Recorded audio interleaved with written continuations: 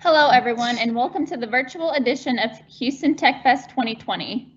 Before we get started, I want to make you aware of a feature in the presentation that will make the session more interactive. Please make note of the question mark icon on your presentation screen. Clicking that icon will open the question and answer feature, which will allow you to send the moderator questions to be delivered to our presenter at the appropriate time. Please feel free to post anytime during the session. We are also excited to let you know that Code Mag is giving everyone a free subscription. Houston Techfest will email everyone a link after the event. We are proud to present Claudio Lasala, Technical Director at Improving, who will be sharing preparing and giving sprint reviews and demos. Claudio, take it away. Awesome. Thank you, Elizabeth. Thanks everybody for joining in. I appreciate this is a Saturday, end of the day, and I'm fully aware that I'm just like 2 clicks away from you to go to Netflix and social networking and stuff like that. So I'll do my best to try to keep you in here engaged. I was gonna have 3 talks today. My second talk we had to cancel because I had computer issues. The good thing is that I have even more energy to throw at this one. So yeah, I'm gonna be like jumping and doing all kind of crazy stuff that I normally do.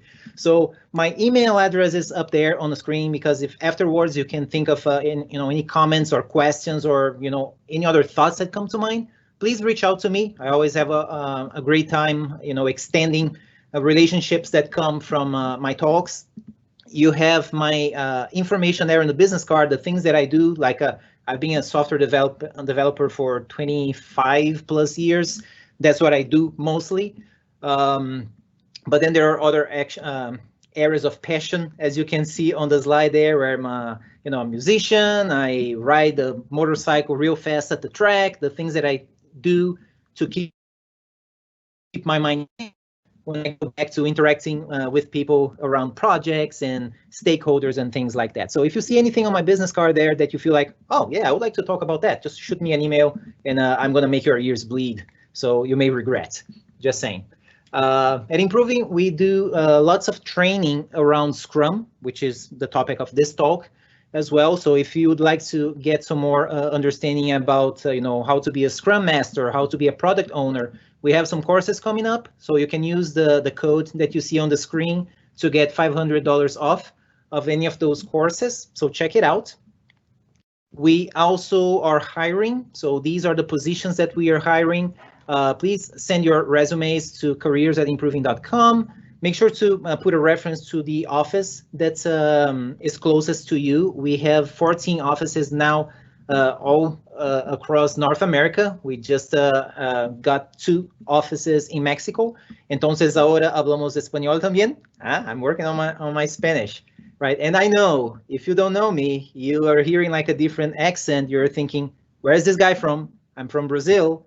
And no, we don't speak Spanish primarily in Brazil. We speak Portuguese. So that's why I say I'm working on my Spanish, man.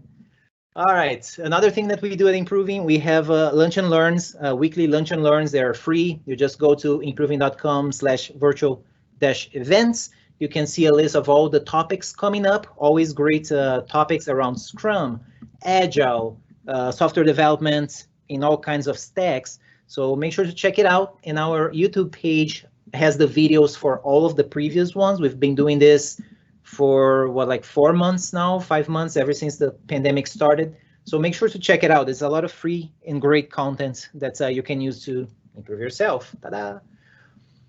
Agenda for this talk, sprint review. So as we know, sprint reviews are the ceremonies that we do in Scrum, right? It comes towards the end of the sprint, usually, of course, the last day of the sprint, right before sprint retro. And a lot of people refer to this meeting as the demo. Oh yeah, we're gonna do, sprint planning, work, and then we're gonna have the demo meeting. Well, demo is part of it. It's not the whole thing. And I think that's where people don't get it like properly dialed as to how prepare for these meetings and how to conduct these meetings. So I'm going to be talking about how you prepare for a sprint review, because that's part of your sprint, right? It's not just the work. Review is part of the sprint. and how do you deliver your sprint review? And I would end up, talking about public speaking, because whether you're speaking at a conference for 1,000 people or in a room for, say, 8, 10 people, or even like 2 or 3, it doesn't matter. You are public speaking. You are saying things out loud, and there are people listening. So you have to be aware of that. And we understand that a lot of people are very angsty and like, afraid of doing public speaking like that. And if you are leading the sprint review for your team, you need to be somewhat comfortable. As advocate teams where I've worked on teams where there is always only one person who handles sprint review. It may be the product owner, or it may be the scrum master, or it may be the lead of the team, or it can be just like the loudest voice in the room. It could be like the dominant voice. And I don't think that's a good idea. It's good to rotate, among the team members who's leading the review at every sprint, because that makes people get even more committed to the project, and it helps people harvest the, showing off, like demonstrating the value that the team is bringing to the table, right? It has that like feel good type of thing to help the team look good in front of the stakeholders. So keep that in mind. Even if you have like one guy who's really the public speaker, a great person at doing presentations, have that person coach the others who may be shy, who may be insecure about, help that person out, and just rotates. The more you do it, the better you're going to get at it. So we're going to be talking about that a little bit here today as well. Preparation. Start with why. Understand why we have sprint reviews. Again, if you're only thinking about sprint reviews as demos, meaning, oh yeah, we're all going to get in a room and then we're going to run the application, and I'm assuming here that we are speaking about Scrum projects for software, right? Because you can really run Scrum for different kinds of projects. I mean, heck, I do Scrum even for some like personal projects that I have that have nothing to do with software, right? But the process is similar. So understand that sprint reviews are not just about running the application and telling people, on this sprint, we've added this button here. When we click on the button, it takes the user to the next screen. That's boring. You're going to lose people right from the get-go, right? People are going to just like doze off on you because it's boring. That's not the purpose of sprint review. So just run through a demo, click buttons, and see, show things show up on the UI. There's more to it. The purpose of a sprint review is to demonstrate and deliver value to the stakeholders. That's the main thing there. And I mean, of course, if you go by the book, there, paragraph that describes sprint reviews. That's my way of understanding it. Once I got this understanding, this is what we are trying to accomplish with sprint review. It's what actually sinks in and is like, yes, now I get it. Because many times the value here is not like immediate, like money value. It does not mean that, oh, the thing that we are showing you here, we're going to get $1 million for it, like as direct sale type of thing. No, it may be just that, look, the value that we brought in this sprint is that we are going to make the users happier, right? Because they're going to be more effective at doing their jobs. Well, how do we make money out of that? Well, happy users, right? You are going to have loyal users. You're going to have users who are going to be your fans, right? You're going to have users who are going to tell other people how awesome they are. And well, what makes them awesome? Well, this software here that I'm using, this is the greatest thing. Look, I can actually get my thing done using the software without feeling stupid, right? Because I mean, as a user, the last thing you want to feel is feeling that you're stupid because you cannot figure out how to use the software, right? It's like, oh, I'm here, a full-grown adult, and I cannot figure out how to use this system. And then I look at say a 4-year-old using a smartphone like they were born with that thing, right? So you want to make sure that those things are expressed during sprint review. Make sure that you know your audience. Who's going to be sitting there in that sprint review, right? Because of course it's not going to be just the development team. It's not going to be just the PO. You're going to most likely, hopefully, you're going to have the stakeholders, right? The people who are you're building some sort of value for.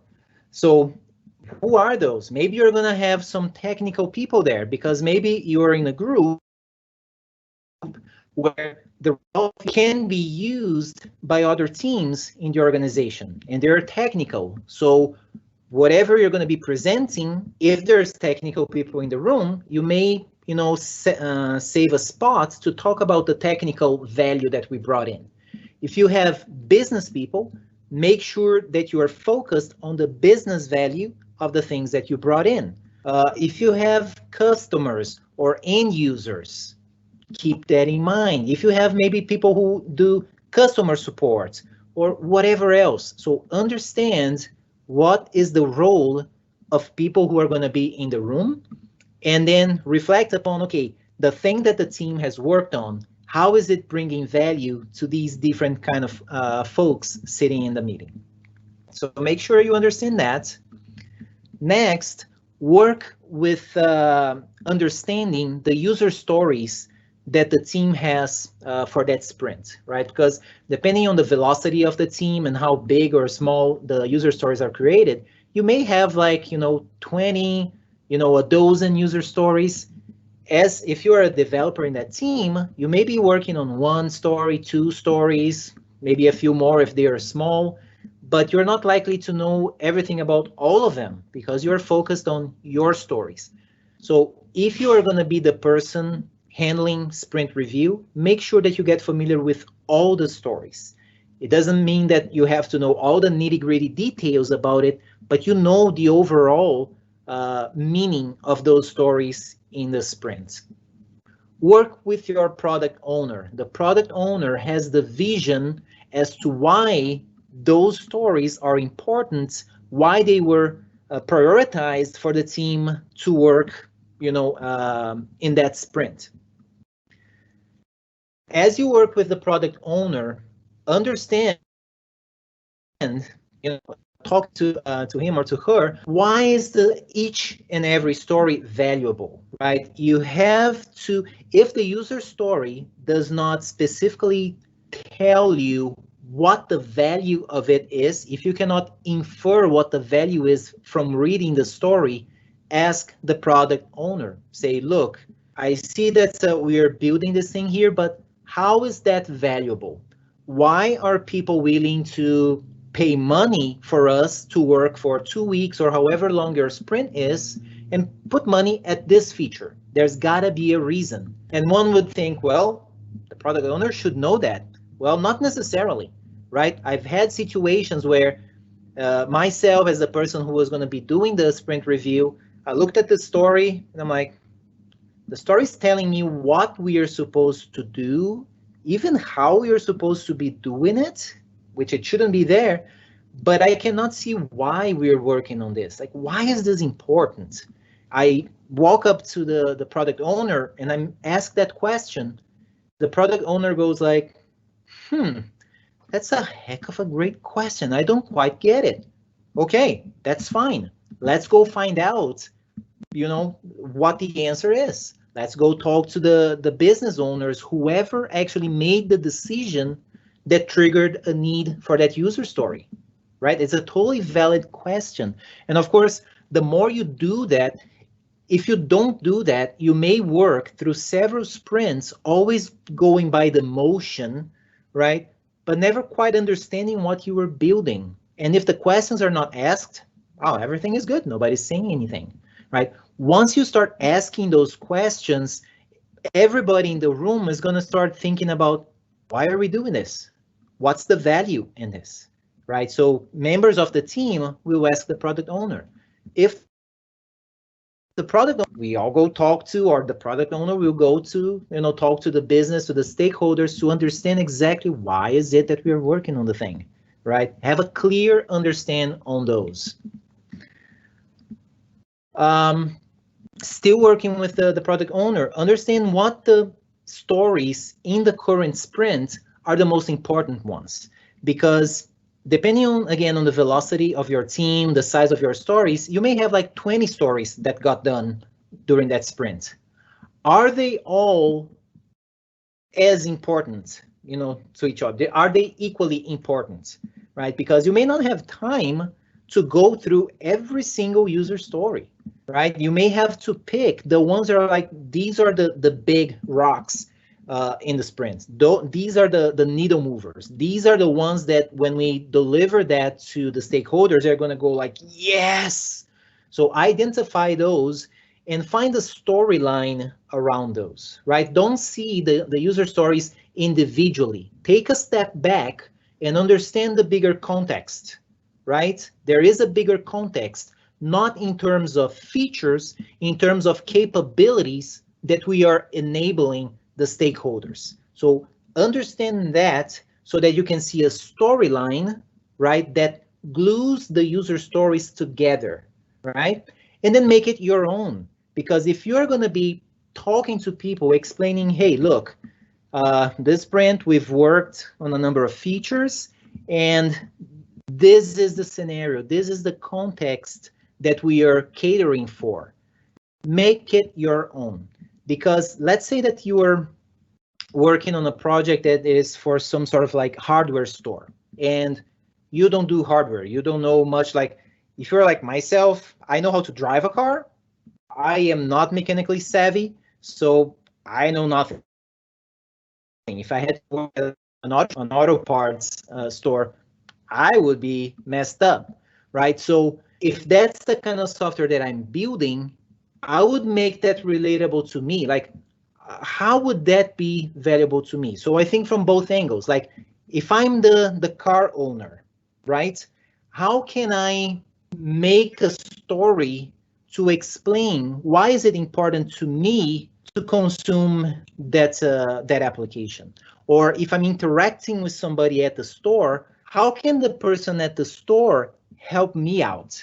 So I'm going to try to find some story that I can relate to, that when I tell that story, my eyes will like light up and people will be paying attention to me. Make it personable. So again, like in my case, what do I use? Well, the fact that I was not born here, the fact that I speak with an accent, that a lot of people don't know where the accent comes from, the fact that I'm long hair, that I have tattoos, that I play guitar, that I ride a motorcycle, all these things. I pick on all those things and say, okay, how can I put a twist into that so that I can make the story my own? So that as I'm explaining, so if I say, well, I'm a car driver and my car broke down, so I walk into the store and I start saying, what has made me walk into the store?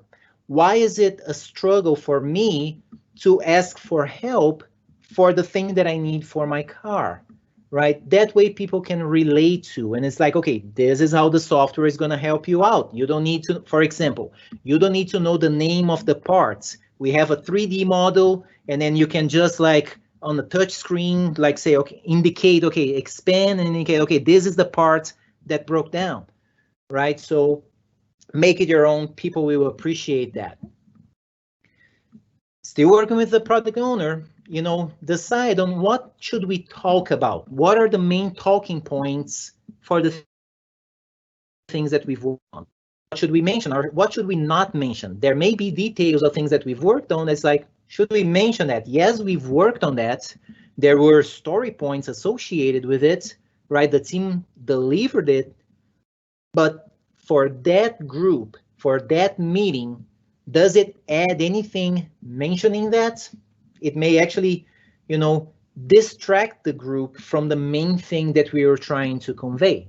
So there may be things that's like, nah, and the product owner could make that call. There are certain teams that do have this autonomy where if the product owner approves the work, you don't necessarily need to demo that work to the stakeholders, right? Because they do trust their product owner to know that they have a vision and we are working towards that vision.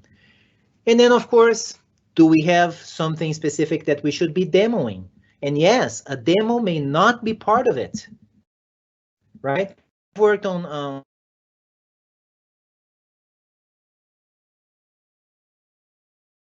So I've worked on teams that on a given sprint, we didn't have anything visual to demo because the chunk of the work in that sprint, for example, was to work on some API that the API was very complex, had to do a lot of calculations, a lot of heavy processing and things, and we were focused on that.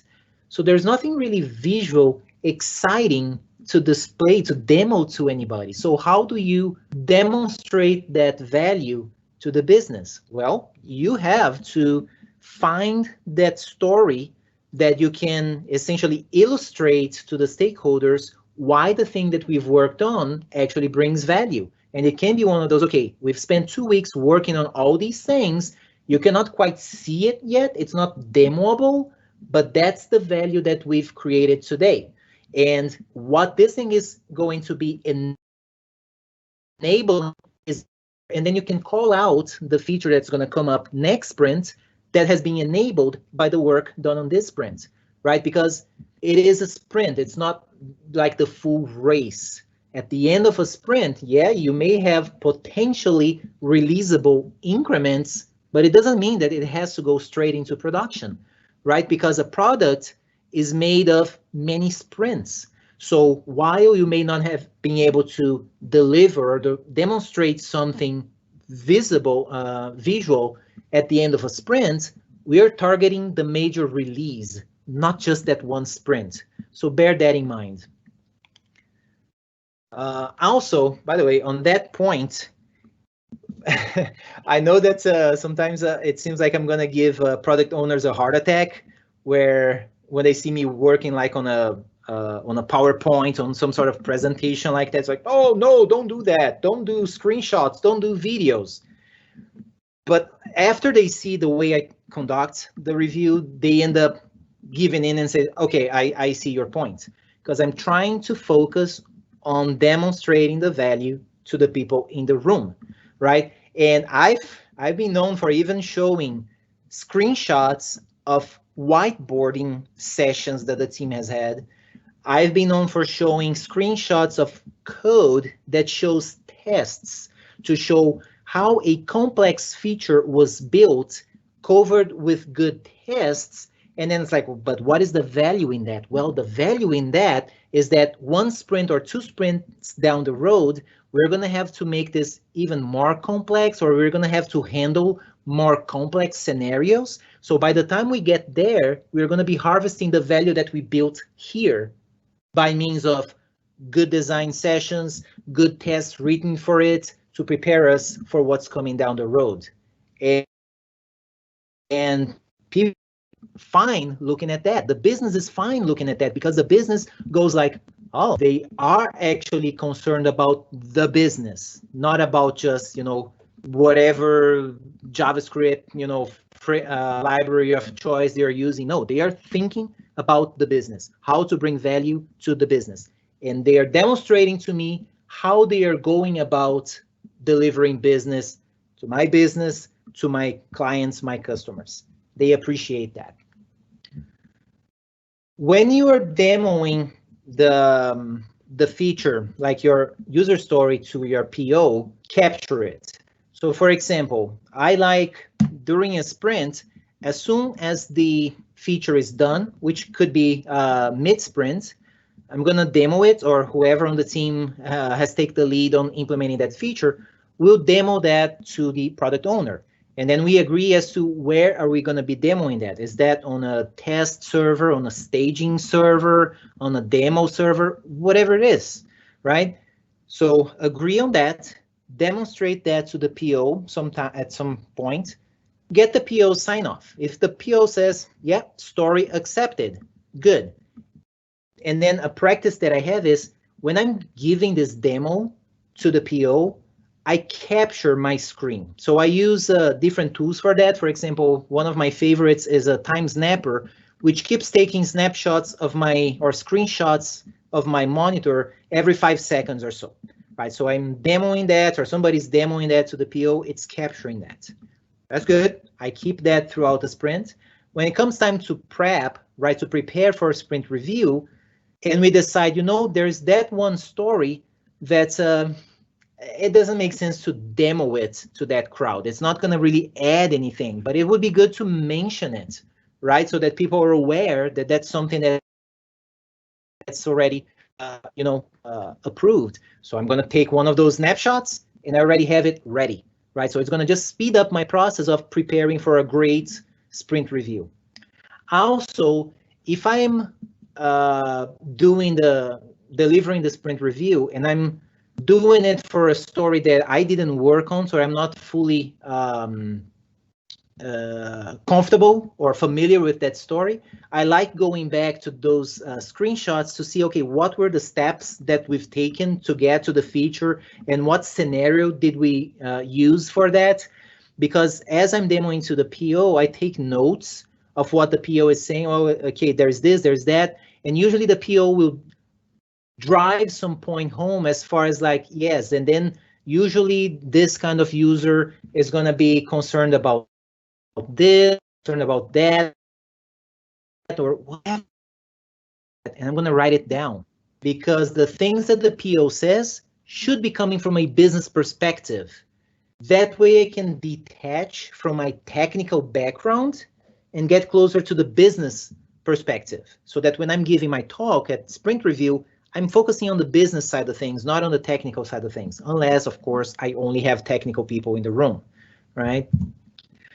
By the way, guys, don't forget the Q&A feature in the platform here. As you have questions, post your questions using that feature. When we get to the end of the talk, I'm going to save some time just to go over the questions. All right, so you've collected your information about the sprint, which, by the way, another thing I like doing with my teams is during sprint planning or the first day of the sprint, we should know who's going to be leading sprint review that sprint, because that way that person will know to be even more aware of the stories they're working on.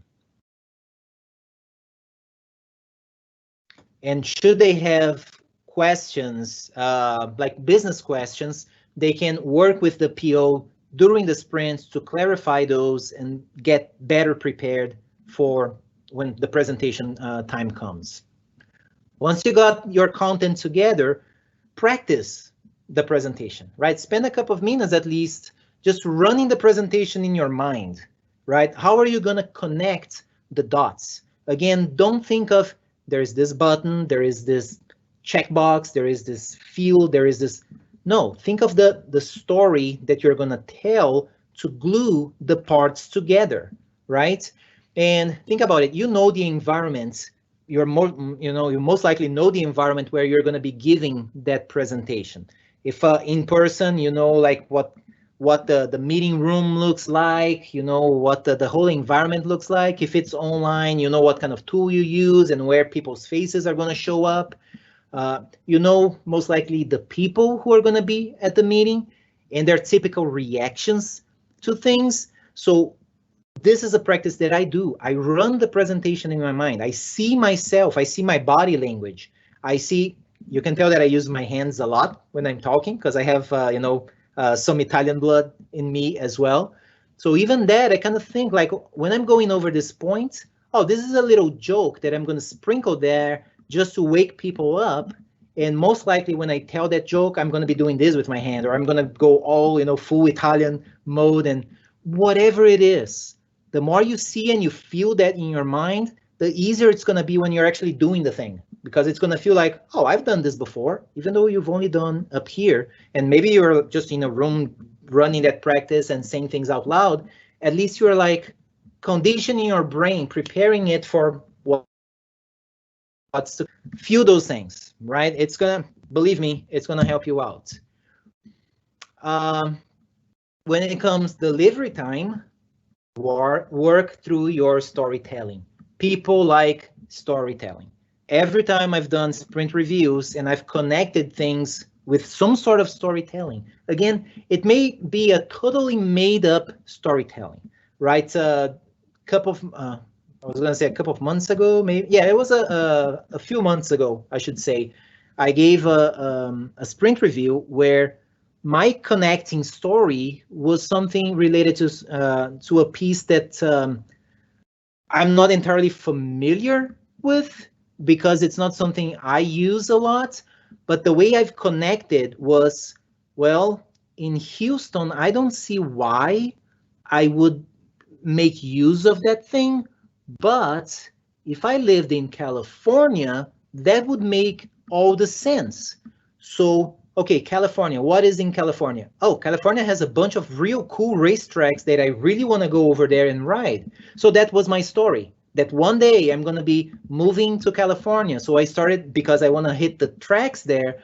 And when I get there, so I started already doing my research and make up your story, but something that's makes you come alive so that people are in it with you. And then of course it's not just about the story, it's not just about the jokes, it all has to be there as the glue for the main thing that you're trying to get across, the main points that you're trying to get across. So focus on the value as you're doing the delivery, the value for the specific roles and people who are in the audience, right? What is gonna make it sound more valuable to them? And as you do that, it's going to be easier if things that can go wrong are eliminated. Like if you are giving a demo in an environment, for example, that's too slow, right? It's like, well, if we're running this in production, everything is very fast, everything is cached, we have all the processing power in the world, that's great. But if we haven't rolled that into production yet, and we are using a different environment, and that environment is always running really, really slow, or it's an environment that's like, guys, I'm giving a demo, please don't touch it, don't touch it. And then somebody who hasn't heard the call deploys something there that breaks your demo. Now you're there in front of people and you're giving your talk, and then you're clicking on things and nothing is happening. And then you're thinking about all the, the sing and dance that you have to do while the spinning wheels are going. That is very uncomfortable. That is very uncomfortable. So when you're doing that preparation, that visualization, think about everything that can go wrong, right? Think about all of the things that can go wrong. Once you're out of it,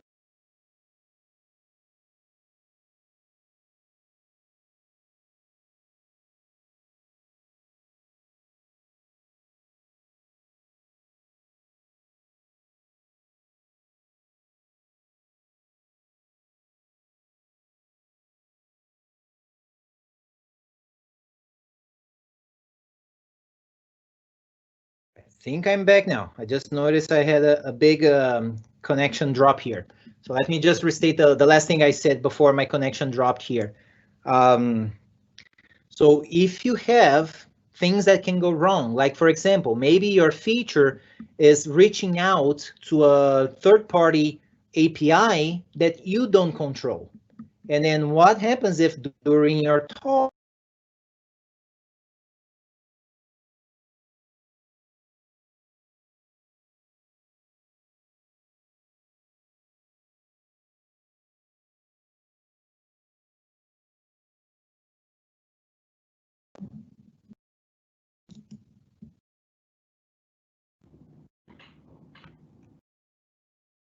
and it seems like we're back again. I'm sorry, but something not cool happening here with the binary gods of internet connections here for me. So again, just restating, I don't know what at what part it broke down there. Eliminate anything that can go wrong, right? If your application is reaching out to a server that you don't control, maybe an API that you don't control, mock that thing, bypass that thing so that you can walk folks through the parts that you do control, right? Get those out of the way. Move over to the next one. Tools to use during a presentation. Honestly, I mean, you can walk up to a whiteboard, you can draw on the back of a napkin, whatever it is. Use anything that you are comfortable with. I tend to use a Prezi. This is the tool that I'm using right now. You probably noticed that I'm not using PowerPoint or Keynote or any of those. I'm actually a big fan of Prezi. I like the way that I can organize my talk. And every single presentation that I give using it, there's always somebody at the end who asks, what is that tool that you're using for the presentation? What is that? Why is that important to me? Because it encourages people to come talk to me, and then we can establish a relationship and we can deepen, the conversations. So it has worked like that for me. You don't have to use the same thing, of course. You can use whatever, right, works for you. You may want to use Zoom It. Zoom It is a tool on Windows. There is one on the Mac as well, where you can hit a shortcut and like draw on your screen or like zoom into areas of your screen. It just helps driving people's attention to the point that you're trying to make, right? Of course, you can always just use like the mouse cursor, or you can walk up to a screen if you're giving that in person. Make sure that whatever you have on the screen, people know where they should be looking at. Because sometimes I see folks giving presentations and they show this screen that has a bunch of stuff and the person is talking and the audience is like, okay, what is that person referring to?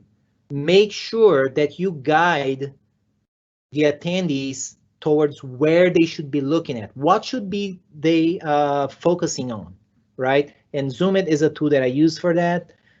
For screen capture that I've mentioned, I use both a TechSmith capture or TimeSnapper. Again, either to capture still images or like little videos of the feature. I make use of those tools as well. And what was the other thing? Sorry, something just escaped from my mind. I forgot to add this to the content here. Another very important point that I make to people is when we are demonstrating the value and delivering the value of the increment that we've created during that sprint, we want to gather feedback from the stakeholders about the thing we just demonstrated. It is not just up to the product owner to collect those that feedback. I always encourage the team itself to take notes. The different members of the team, they should be sitting in that meeting and they should be taking their own notes because different people will like the feedback is going to resonate a different way with different people. People may have a different interpretation of what was said. Whatever it is, get everybody like into taking notes. And why is that important? When retro comes up next, sprint retrospective, instead of just talking about during retro, the work itself that was done, sprint review is part of the sprint. So during retro, we should also be talking about the work that we did at sprint review. Because if the team has worked really hard on creating the deliverables, right? But they failed really bad at demonstrating that value, in my point of view, in my personal opinion, that sprint was a failure, right? Because it's that thing, well, you're building this great thing, but you are not marketing the thing, you're not demonstrating, right? The thing that you just built. Well, so the whole sprint was a failure. So during retro, I like bringing up with the teams, like, besides the work, how did we do at sprint review? How could we make it better? What has worked with the kind of storytelling that we've used, with the kind of like, what have we demonstrated, right? How could we made that better? Make that part of sprint retro so that, after working for 2 weeks, 4 weeks, however long your sprint is, that 1 hour or however long your sprint review is, sometimes in some situations, the team only has like 15 minutes to go through that presentation. Make sure that it really represents the work, the hard work that the team has put during that sprint, right? And then consider, how are you going to be doing next? How can we make it better? If we already know the next person who's going to be doing the talk, that person can say, hey, I'm not too comfortable with public speaking. Can anybody help me out, prepare for it beforehand so that I have I feel more comfortable doing it at the end of the sprint? Put that in mind as well, or keep that in mind as well. The public speaking thing, again, it doesn't matter if you're giving a talk in a public open space or for 2 or 3 people or however many people you have in the room. You have to do it, right? If you're working with in a project with people, so just get it out of the way. A recommendation I give people when I gave this talk. This is the second time, by the way, I'm giving this talk. The first time I gave it, I heard great feedback from folks when they caught on the thing that I said. Use whatever you have, however you are, in your advantage. Because some folks, not being born in the U.S., migrating here as an adult, we speak with an accent. Some of us have a real hard time, tempering down that accent, and that's why we don't like talking much in public. Use that in your advantage, right? If you're concerned about, how you pronounce things, or how you have a broken English or whatever it is, use that like right from the get-go, right? When you're telling your story, well, here's something I've used. Shortly after I moved to the US, I had this one Toyota Corolla. There was a part of that car that broke down, and I had to walk into an auto parts to ask for that part. Now, around that time, I spoke okay English, but I was not giving presentations yet, for example. But I walk into the store, and the guy asks me, hi, how can I help you? And the conversation went like this. Well, I have a Toyota Corolla, 2002, I think it was at the time. And I said, there's a part that I need for that car. The guy said, okay, what is the part? I'm like, I do not know the word for that part. It's the thing that's when you walk up to the car, you need to open the door. So you pull on that thing and that opens the door. Oh, the door handle. Yes, right? So I use that kind of stuff, right? Because it's funny. It's something that a lot of people are like, oh, you don't know what a door handle is, or that's the word. Whatever it is, if there's something that you're like self-conscious about, maybe it's your your accent, your whatever, use that in your advantage.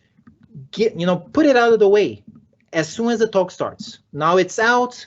You have people's attention. You have people's empathy, right? They understand, oh, the guy's not from around here, so he's got broken English. So what, right?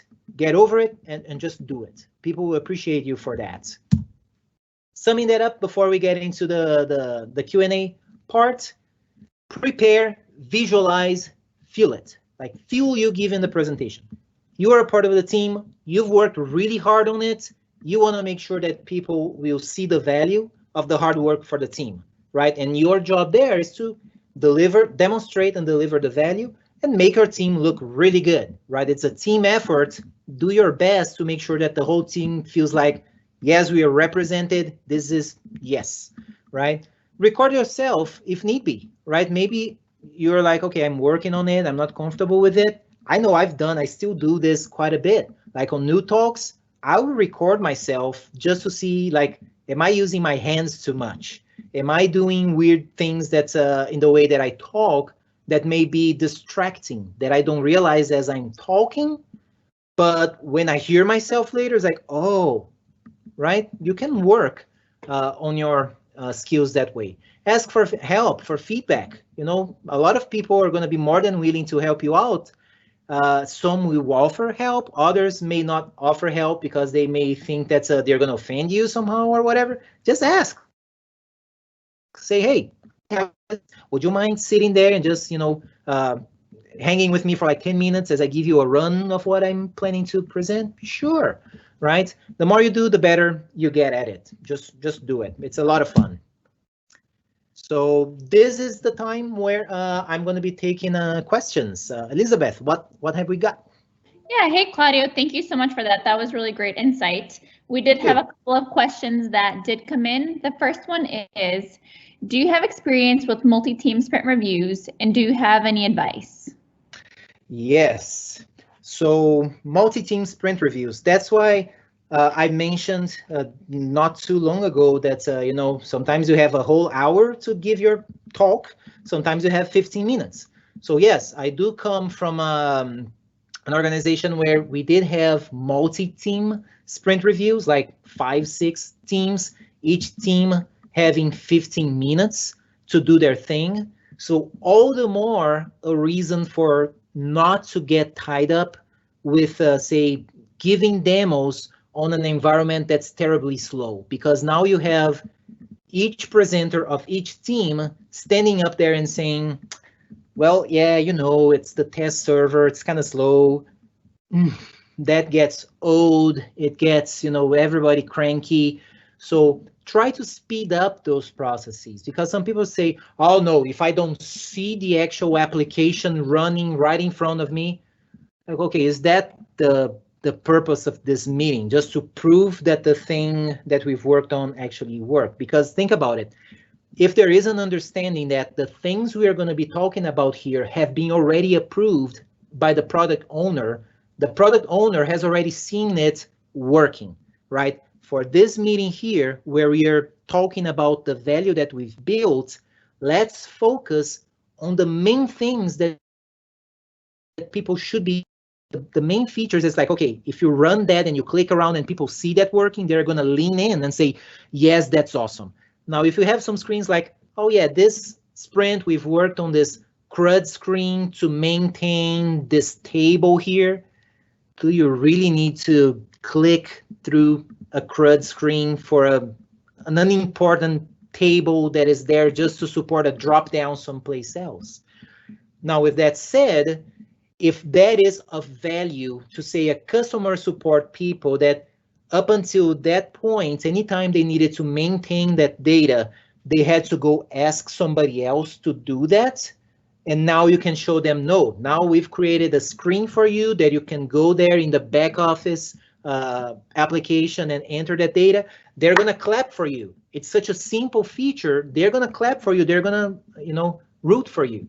So keep those in mind. Again, know your audience, know who's going to be there, know what kind of value the things that you guys worked on have for those for those people, and then fine tune your content for that, as opposed to going down a list and, okay, we've worked on this user story that does this thing, this thing, this thing, check. And then we've worked on this other user story, this thing, this thing. See the overall context. How are we making the business and the stakeholders better from this work that we've done? That's my recommendation there on multi-team. Oh, and by the way, if members of the other teams may get value out of the work that your team did, and those folks are technical, bring that up. Create something visual. You're not going to spend like an entire hour going down like technical things, technical details. Maybe have one slide that sums up the technical things that the teams are going to go like, oh, thank you so much for putting it together. Now I can just grab that API or that library and use it in our project, because there's next sprint work coming up, and we can totally leverage that, which is going to allow us to deliver better value next time. So if you're conscious of those things and you let it out to people, they're going to appreciate that. Great. Thank you so much, Claudio. We do have one more question, and this is the last one. Right. Should the task of preparing and running a sprint review be a story in itself? It appears to be time consuming. I do not think it should be a story in itself. It could be a task. I mean, maybe as we are working through the stories and we are doing tasking for the story, you can put together a little, like, task for the story to say, whatever prep work you have to do for that story. Because then as you discuss things with the PO, you're going to be able to leverage, okay, should I spend more time prepping for this story and no time on this story? So you can gauge. So yes, it can be time consuming depending on how you do it. Like I said, because I try to orient teams at the beginning of the sprint, during sprint planning, to clarify as many things as they can about the business reason as to why we were working on something, that already cuts down the time that would take you to prepare towards the end of the sprint, because you already know those things. You already know beyond the technical stuff, why are we working on those things, right? So you may already get a good feel for what's really important, or the most important things. As I said, as you are demoing, or somebody in the team is demoing the feature, the story to a product owner, try to get information. Maybe that's a demonstration with the PO, can take 5 minutes, 10 minutes. That's not a whole lot.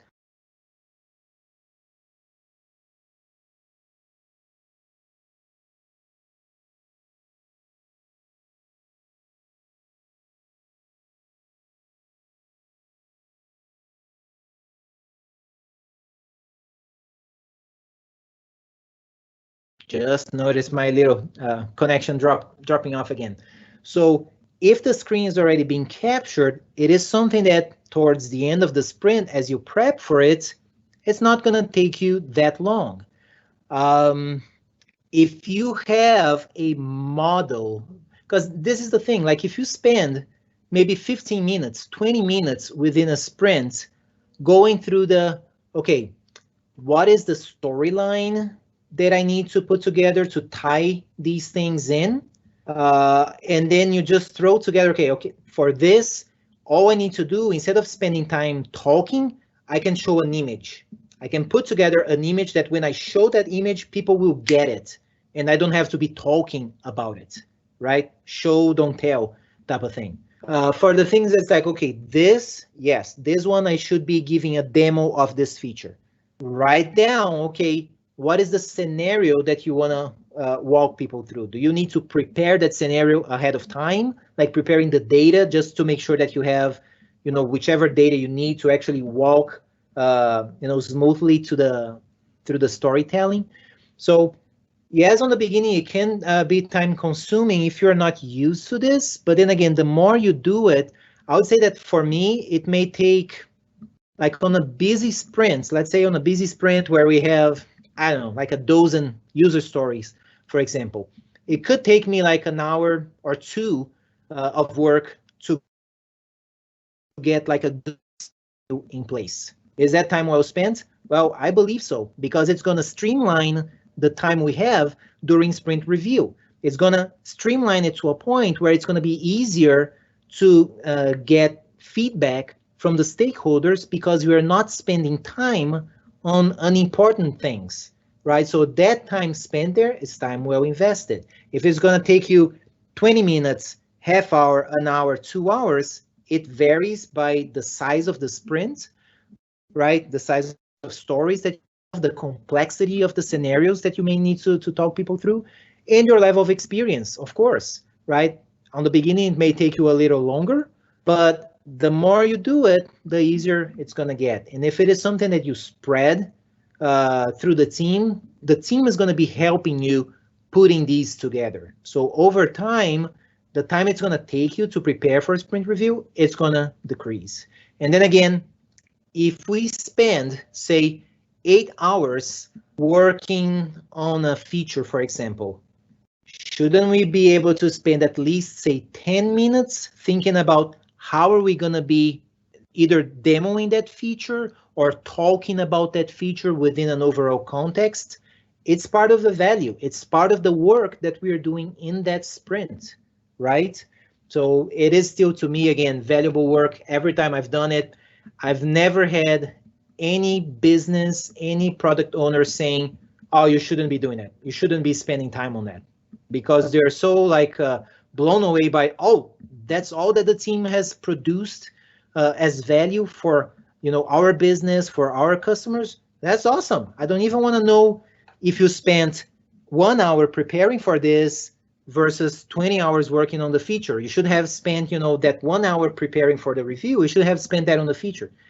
They don't question that, right? Because you do have the business first and foremost, like right in front of you. So that is that. All righty, thank you so much, Claudio. And thank you all for attending today's session. Once again, Claudio, thank you so much for sharing your knowledge with us. The recording of this session will soon be available at houstontechfest.com. We hope you all enjoyed Techfest, and we hope you have a great rest of your day.